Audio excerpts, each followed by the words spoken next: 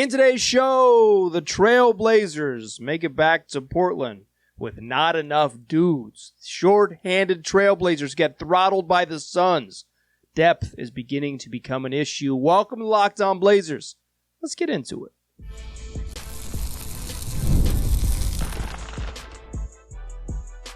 You are Locked On Trailblazers, your daily Portland Trailblazers podcast, part of the Locked On Podcast Network. Your team every day. What's up, world? It's your past first point guard and Trailblazers reporter, Mike Richmond. You're listening to another episode of Locked On Blazers, part of the Locked On Podcast Network, available wherever you get podcasts and also on YouTube. Thanks for making this show your first listen, coming at you each and every weekday, Monday through Friday. So make it a part of your daily routine. Make it your first listen. Tell your friends to do the same as Locked On Blazers, your team every day. In today's program, we're talking about a beatdown in the Moda Center. Blazers lose 127-110, and quite frankly, I don't even know if it was that close. The Trailblazers didn't have enough dudes. They're just running. Injuries have caught up with them, and they're just running out of useful bodies to get them where they need to be on a competitive level on a nightly basis. We'll get into all of that. Young Hansen returns from the G League and plays regular first half minutes. Guess who was wrong about that one? Plus, we got a little cameo from Caleb Love, and Toumani Camara remains on the worry list. Let's do fastest recap in the West. We're going to talk about the Suns game. Before we do the fast recap in the West, you probably need to know who didn't play. That's part of the recap, but who didn't play? Jrue Holiday, still out with the right calf, was listed as doubtful coming into this game and it was eventually ruled out. But Jerami Grant was also ruled out from this game due to illness. So, they've been missing Scoot Henderson all season. They lost Matisse Thybulle after 4 games. They lost into the 5th game, they lost Blake Wesley. So, depending on how you want to score it, they're missing 4 rotation players and a 5th player who would be the immediate backup, right? Because Jeremy, Jrue, Scoot, and Tease would all play on any given night. That's 4 rotation players. And Blake Wesley is the immediate backup who was part of the rotation and would have been Scoot's immediate backup, like if you assume a fully healthy roster. So they're missing 4 and then a 5th guy who would have played in place of that 4th missing player. It's like you're just missing a team. I don't think both Wesley and Scoot would play, but maybe they would, right? So 4 or 5 rotation players absent from this game. And they're playing a Phoenix team that's been pretty stinking good and then is coming off this outrageously bad loss. Phoenix won 5 straight. And they've been throttling teams, just rolling over teams. Beating teams by an average margin of victory of over 18. Just, some cupcakes on there, but blowouts is a pretty good indicator that you're good, right? If you just really beat teams down. Then, up 22 with 10 minutes left on Sunday against the Hawks, they blew it. They gave up 47 in the 4th quarter and lost to the Hawks. So, super hot team, rolling over opponents, coming off a really bad loss. You're extremely short. The Blazers are extremely shorthanded. You're the collective pronoun there. But Blazers are super shorthanded, playing on a team that is going to have that focus to not have another letdown, plus super shorthanded. The makings of a game where things go poorly. And the Blazers find themselves down 9-0. Down 9, as many as 9. They actually led early, and the Suns ripped off a 12-0 run. But the Trail by as many as 9 in the first quarter.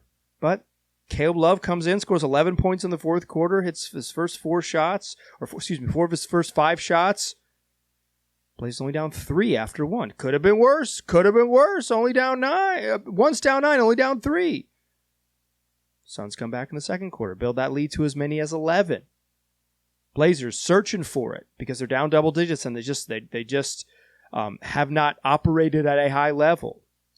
Every active player, every available player plays in the first half. 11 deep. Rayan Rupert, Young Hansen, Duop Reith, Rob Williams. Everybody, all 11 guys played at least 3 minutes in the first half. Shaedon Sharpe gets going a little bit in the 2nd quarter. Makes 6 of his 7 shots. He's got 14. And he leads a really nice close to the quarter. And the Blazers, once down 11, only down 3 at halftime. Could have been worse. They've had back-to-back quarters where it could have been worse. They're only down 3 after 1, 3 after 2. It doesn't feel like they're playing particularly well. But if you are only down 3, like it kind of feels like they're on the ropes a little bit. In both quarters, it felt like Phoenix was about to pull away, but down 3. Then the third quarter happened.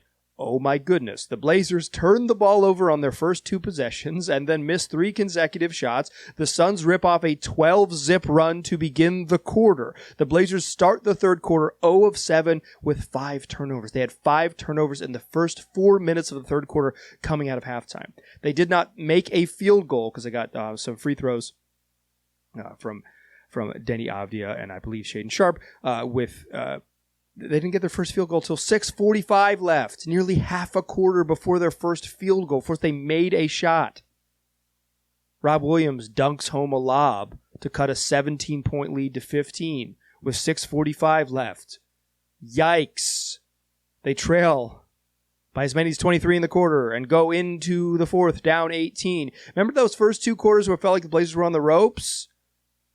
It could have been worse. Worse happened.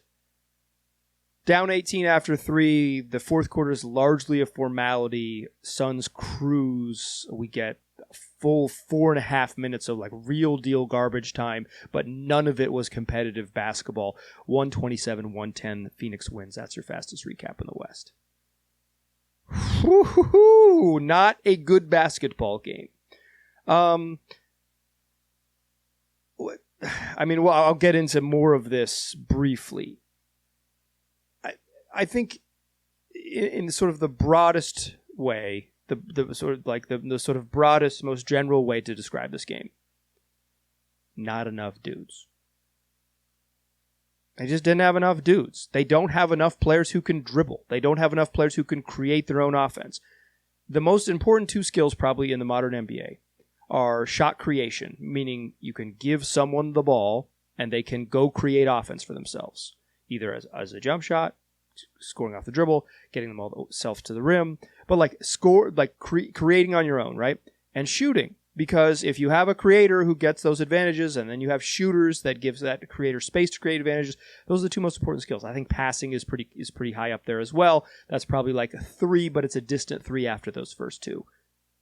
And the Blazers, who were already light on creators and light on shooters, now just don't have anybody. Right? I thought Shaedon Sharpe's first quarter was the definition of pressing. I really hated his process in the first quarter. Hated is probably too strong a word. I didn't... that is too strong a word for how I actually feel about it.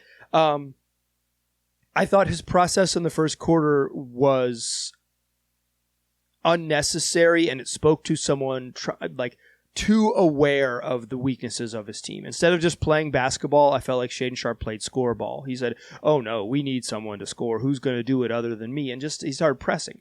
He finally, stopped taking some weird jumpers and just driving hard into the rim, into nowhere, and play a little better in the second quarter. Also, the Blazers got some turnovers in the second quarter, let them get out and run. They have not been forcing turnovers lately. It's taken them out of some transition opportunities. But and Sharpe ended up having a totally fine game. He had 29 on 12 of 24 shooting. It's a totally fine game. Didn't make any threes. 0 of 6. Blazers on the whole shot 10 of 41 from 3. That is less than a quarter of your buckets. I can do that math pretty quickly. They were 5 of 22 in that third quarter. They had more turnovers, 7, than field goals made, 5 in the third quarter. They had more turnovers. They had 5 turnovers in the first 4 minutes of the quarter. They made 5 shots the entire quarter. They're light on dudes, and then it got away from them in the ways that it can. I want to talk about depth, and I want to talk about the challenges and sort of the realities facing this team. And then we'll talk a little about Young Hansen and some sort of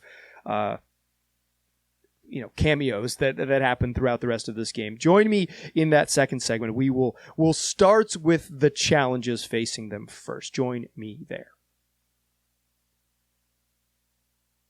First, though, I want to tell you about underwear, my underwear, and it could be your underwear as well. Skims makes underwear for everybody. If you ever heard people talk about Skims products, they're telling you about how stinking comfortable they are.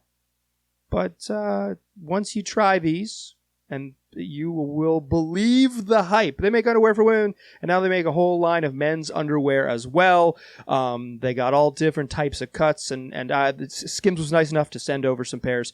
And listen, what stood out right away is just they fit well. They're super soft. They're comfortable all day long, no matter what you're doing. And the biggest compliment I can pay to undergarments at any time is that you will not notice them. You put them on, you say, these are very comfortable, and then you go about your day. If at any point during your day you are noticing and having to think about what the situation going on with your undergarments, you're having a bad time, Skims is going to make sure that you're not having a bad time, no matter what you're doing. If you're just hanging out, working your desk job, typing away, you're going to be comfortable. If you're moving and grooving and exercising, you're going to be having a good time. You're not going to be having to consider what's going on with your underwear, because Skims is making really comfortable, super ready for activity undergarments, and you can go shop for them. Shop the men's line and everything else at skims.com, and when you place your order, choose podcast in the post-purchase survey and select my show from the drop-down menu so they know I sent you. Plus, the Skims Holiday Shop is open, so if you're looking for the perfect gift this season, Skims has you covered. Today's show is also brought to you by FanDuel, the official sports betting partner of the NBA.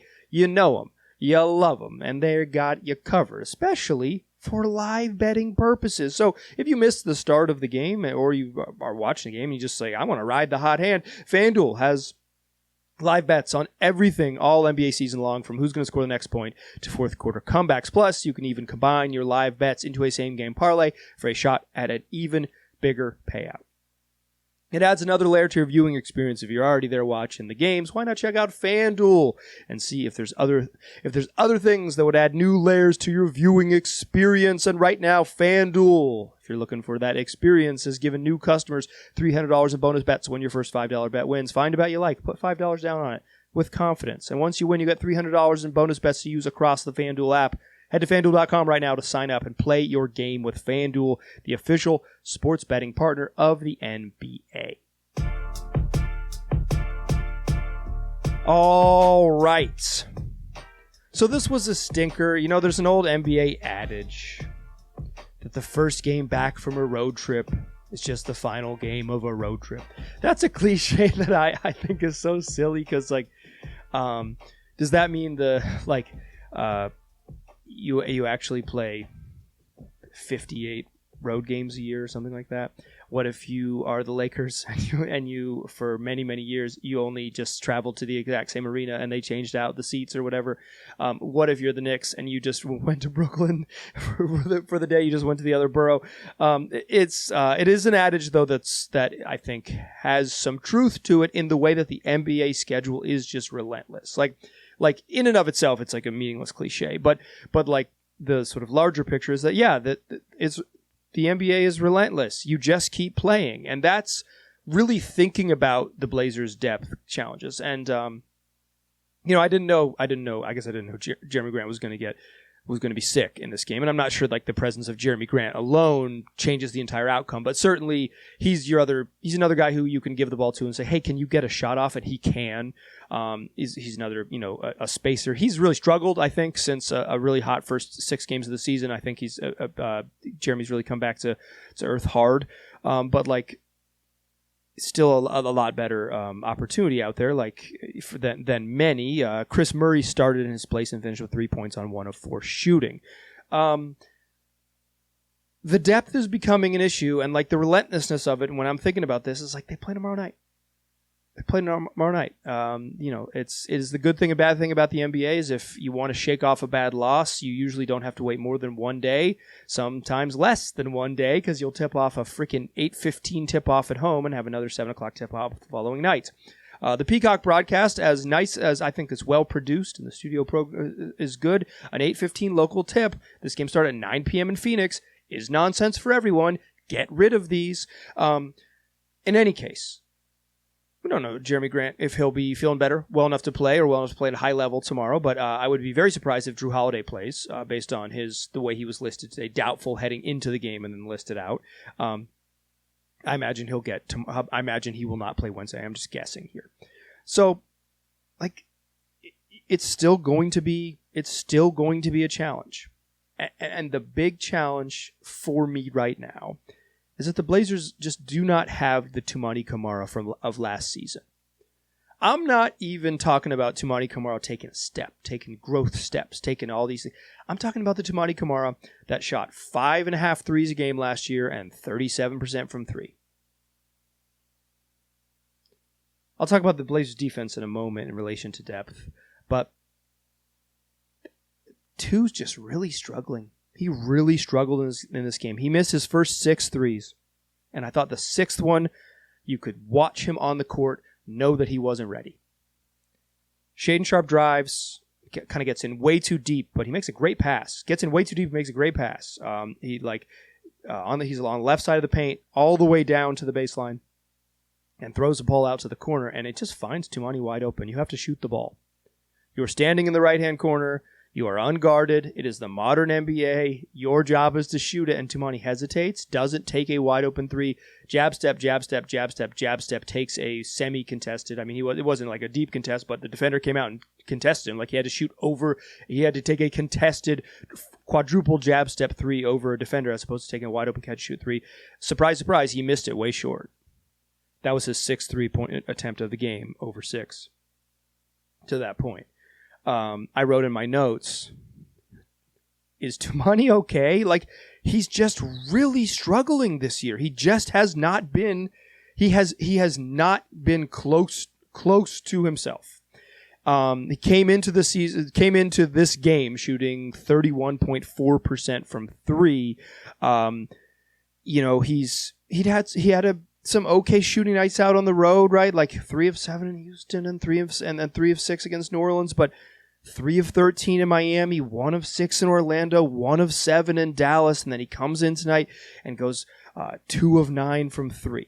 After that 0 of 6 stretch, he hit another 3 from the left wing on a catch and shoot where he did not hesitate. Then he kicks out and he immediately just shoots the ball, does not hesitate. Same idea, right? Your creators get to the rim, create space, paint touch, kick out. Like, this is the modern NBA, right? If you're going to play the position that Toumani does as a spacer and as sort of this off-ball forward in the league, you need to be ready to shoot it, and he was knocking them down last year. He has not done that this year. Some of that is probably a little bit change in shot diet, taking more threes off, certainly a significant jump in number of threes off the dribble, but even just his catch-and-shoot numbers are way down. They're way down. And that's the challenge. He hits back-to-back threes, right? He swishes one from the left wing, swishes one from the right wing. I say, okay, you know what? Maybe I overreacted. He's now 2 of 8 from 3, like whatever it is. And then his final 3 of the night, left wing, wide open, nobody near him, air ball. They just need more from him. Like, some of the depth, right? Like, I'm not going to come out here and be like, Sidi Sissoko has to play better. He's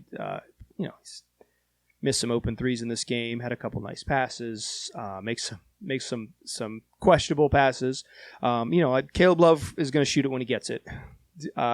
He's not afraid. Confidence has never been his problem. But, like, those are two-way players. Chris Murray's just a non-shooter. I've kind of given up on that dream. Like, he's just never going to be a shooter. Toumani has a track record of being a good shooter. They desperately need it. I'm not even asking him to, like, experiment and get into the world of, like, dribbling into your own shot, driving, closeouts, and all that. They just need him to make open threes. He cannot be a 31% three-point shooter.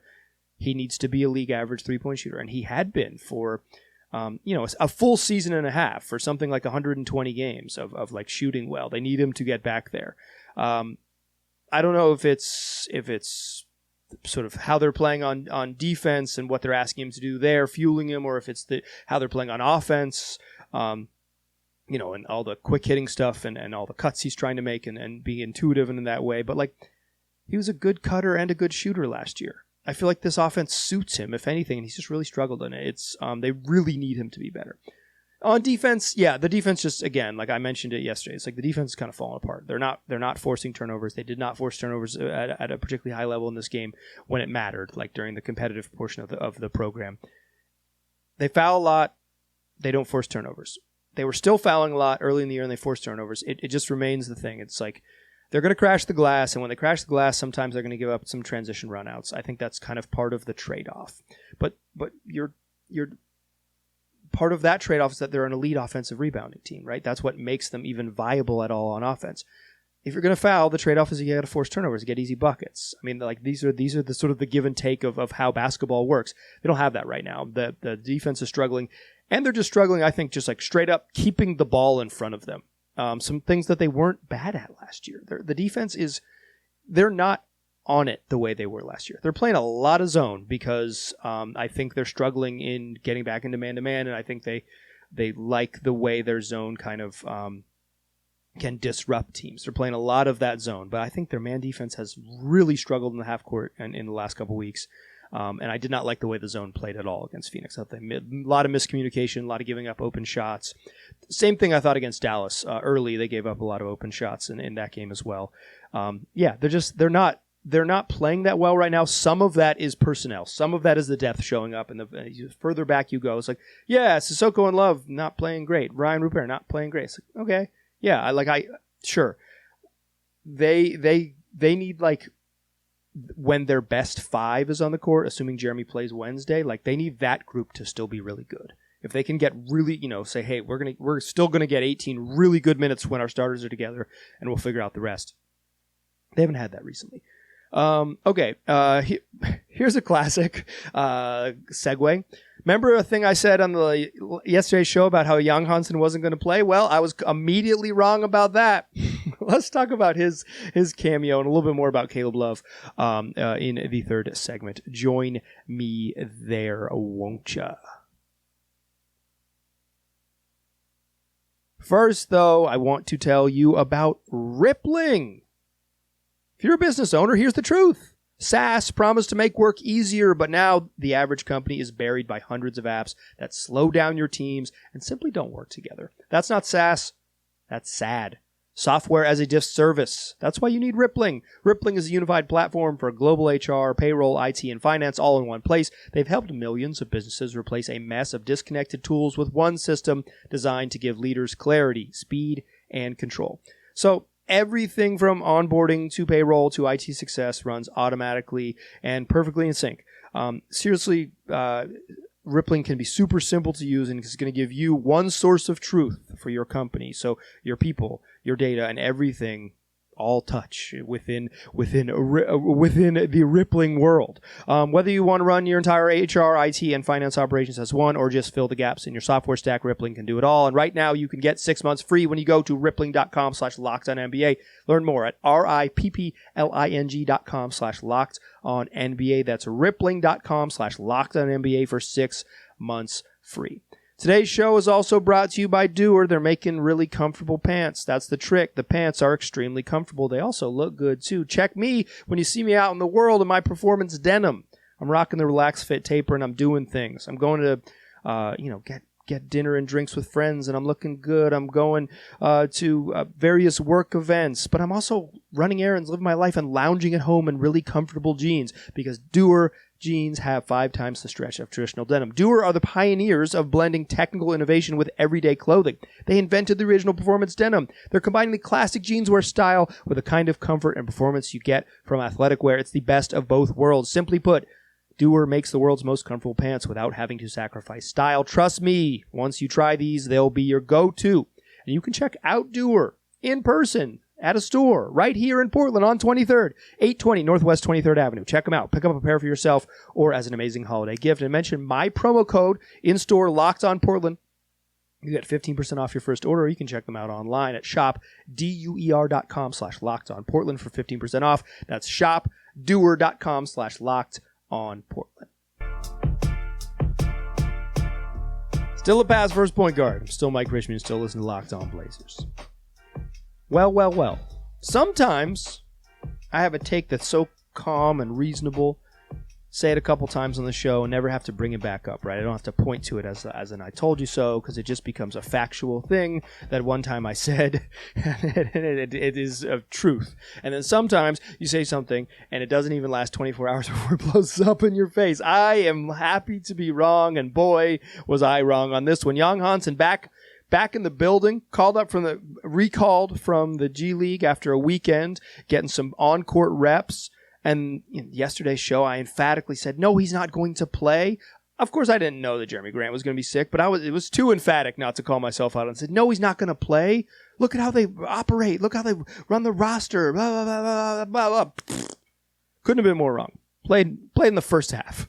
I mean, they went 11 deep. They were really searching for it, but he played in the first half. And he played 5 minutes the first half. Like, he played.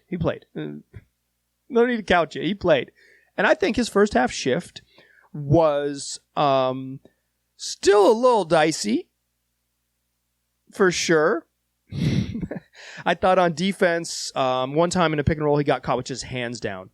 Hands down backpedaling. You're 7'3". You're 7'3". You have to be big on defense. And another time he just got beat, over the top by Nick Richards, right? That's not that big of a deal.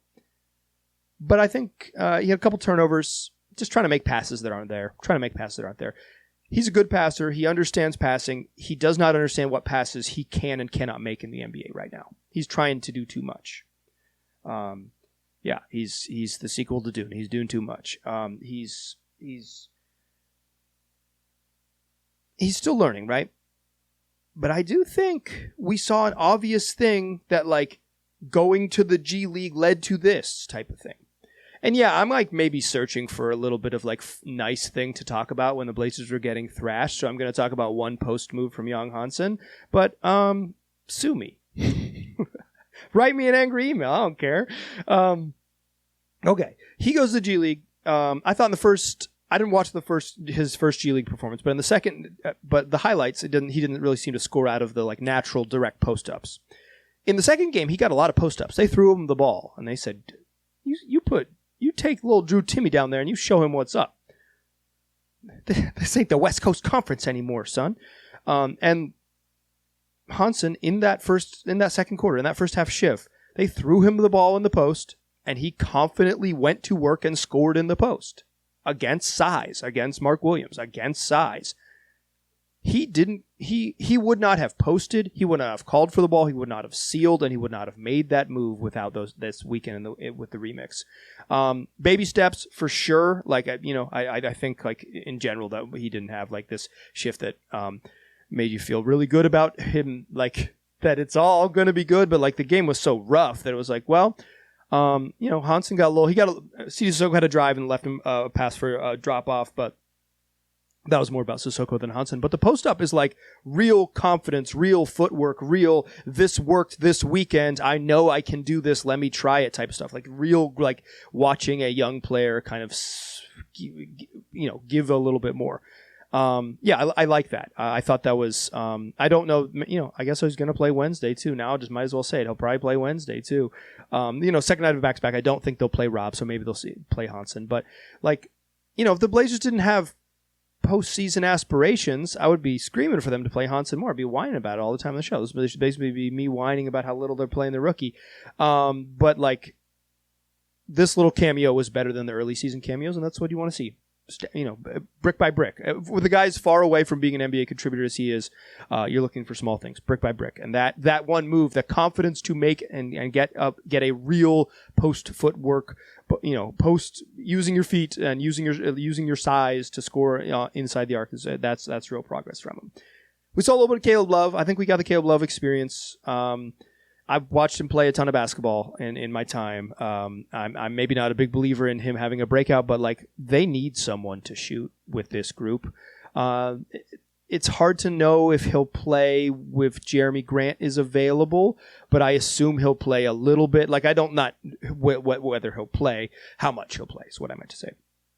How much he'll play with Jerami Grant is available, but like they need another guard and he's out there and they just need scoring and they need a little bit of someone who can like go get a bucket. I don't know if he can go get a bucket, but I know he can go to the Delano Banton School of go get a field goal attempt. He can get an FGA. So I think they need his skill set right now. He's not the answer, but he is a solution, or he's not the answer, but he's a answer to this. I maybe should have said he's not the solution, but he's an answer. He's like, who can get shots up? I think that'll be something to look for. Bulls tomorrow night. I guess as you were listening to this tonight, Wednesday. I mentioned in the last episode to close the last show. It's like injuries are kind of baked in. They're kind of part of the NBA, right? Like you deal with it. Tonight, like the injuries, if you're missing 4 guys who are going to play, you're going to struggle. Like most teams are going to struggle, right? You're missing 4 guys who are going to play. You could call it 5, but I think it's 4 plus, right? If you're missing 4 plus rotation players, you're going to struggle, right? It's going to be a challenge, but it's also just kind of part of this. The NBA season is forever. It is very taxing. It is relentless. I think the first test of kind of like, do they have enough depth? The first couple tests without Drew, it's like, no, they don't. They just do not have enough ball handling. But they don't get to like pause. They don't get to say like, hey, but this stinks for us. Like this is the thing they built. They don't really have a mechanism to add more players. They could like waive Javonte Cook and add a 2-way player, but they are too close to the tax line right now to add even a vet, cut someone and add even a vet minimum guy. So like this is the group they've got. This is the group that they will move forward with, and that's moving forward begins with playing the Bulls on Wednesday evening. Come back for a show after that game. I will be in the building, back in the West Coast, and I'll be in the building, and I will have you covered for everything that happens in that one. Tell your friends about the podcast. Tell them they can get it wherever they listen to podcasts, and also on YouTube. I appreciate you listening. I'll talk to you soon.